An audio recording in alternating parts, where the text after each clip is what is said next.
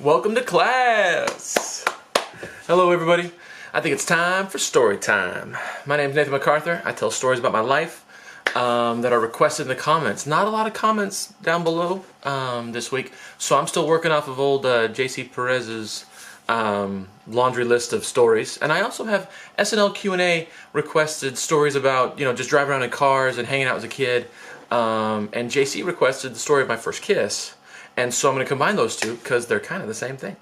So I'm going to tell this story from the perspective of a younger me.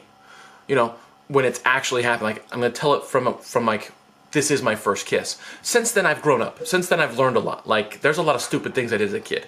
And this is kind of one of them. But I'm going to tell it from the perspective of that really excited teenager who was just excited to have his first kiss.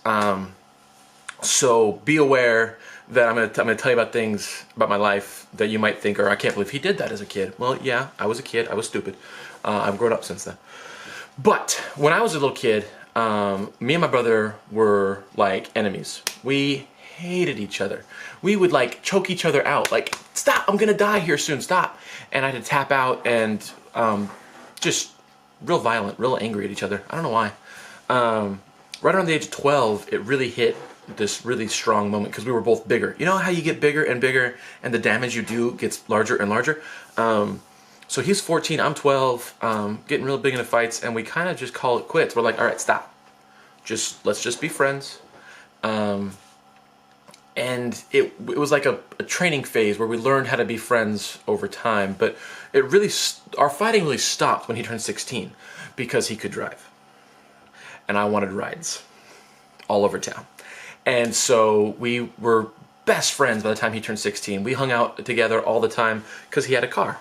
And also I had learned to, what I called kind of join the dark side. Like, I learned to be like a teenager, rebellious teenager kind of thing.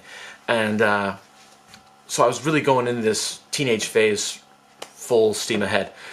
And also I really gained an appreciation for my brother's genius. My brother was a genius. This guy, we would take our little tiny car and we would pack a legal amount of people in it. Everyone had their seatbelts on. And we would drive around town and we would just go have fun. Just whatever came to our minds, we would just do. Hey, you want to go get some ice cream? Sure, let's get some ice cream. You want to go just drive up and down the road back and forth because that's all you can do in our town? Sure, let's go do that. Just fun. Playing loud music and having a good time. And so, because he was 16, he's like, hey, let's go pick up some girls. Let's go pick up so-and-so, and let's go pick up so-and-so. And we just have this car full of guys and girls, all in the legal limit with their seatbelts on. And no, I'm not even going to lie to that. I was in the trunk sometimes. I mean, I was the little brother. So it's like, hey, get in the trunk. Okay. But it was still fun. It was still just everybody having a good time. And my brother, did I mention he was a genius? Okay. Because he would get this car full of people, and then at that moment when you're out and around town, he'd always, hey, let's go swimming. And everyone's like, oh man, that's a great idea, but we don't have our swimsuits. It's fine. I mean, come on, it's the same thing. Boxers, swimsuit, underwear, bikini, it's the same thing. Let's just go swimming.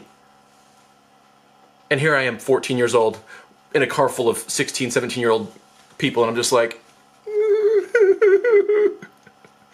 and so we would just go. And we'd find a hot tub, we'd find a pool, we'd find a lake, it didn't matter, we'd just go swimming.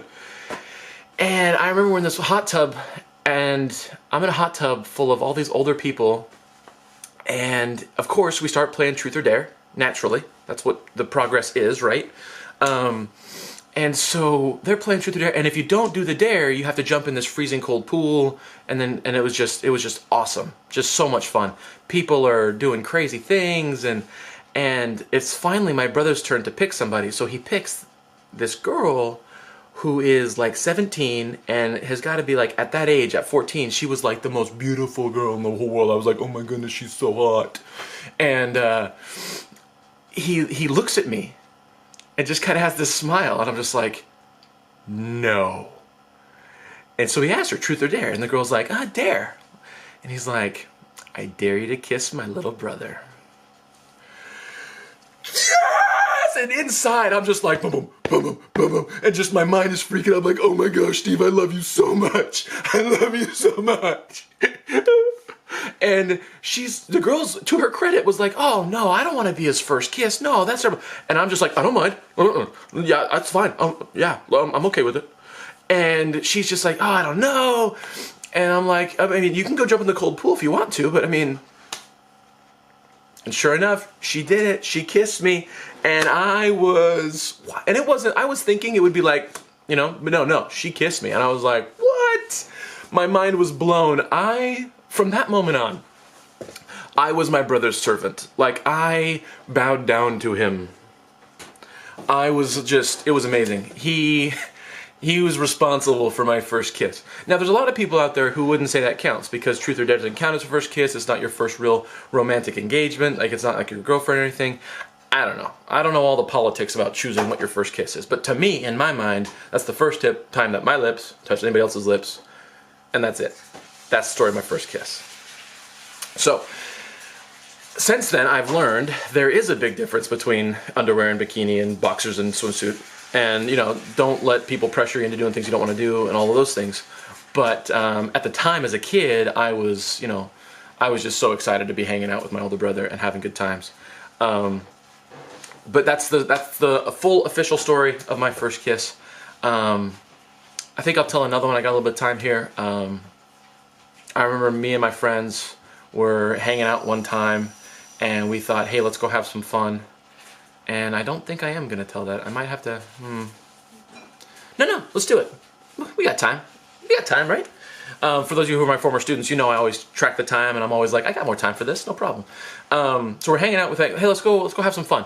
And we go grab a 5-gallon bucket, fill it full of water, and we go to Walmart and buy a big 24-pack of toilet paper. And so the idea was we would unravel a lot of toilet paper on our hands, and then we'd get the bucket full of water, and we would plunge the toilet paper in the water, and we would throw it at things.